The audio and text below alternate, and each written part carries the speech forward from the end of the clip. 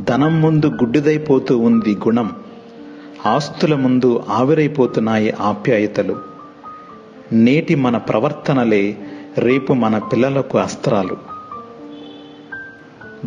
దూరంగా నాటిన మొక్కలు కూడా పెరిగే కొద్దీ దగ్గరవుతాయి, కానీ మనుషులు మాత్రం పెరిగిన కొద్దీ ఒకరికొకరు దూరం అవుతారు. రూపాన్ని చూసి మోసపోకు, రూపాయిని చూసి మురిసిపోకు. రూపమైనా రూపాయి అయినా శాశ్వతం కాదు, మనసులోని ప్రేమాభిమానాలే శాశ్వతం. ఒక్కసారి బట్టలు మాసిపోతే మనిషి ఎక్కడ కూర్చోవడానికైనా సిద్ధపడతాడు. అలాగే నడక చెడిందంటే ఎలాంటి పనులు చేయడానికైనా సందేహించడు మనిషి.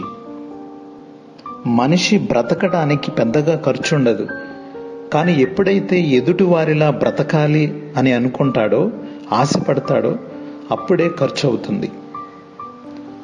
అవసరాలన్నీ తీరిపోయాక చేసిన మంచి మరచిపోయి కీడు తలపెట్టాలని చూస్తే కాలం సహించదు, ధర్మం ఊరుకోదు, జీవితాంతం మరిచిపోలేని గుణపాఠం నేర్పుతుంది.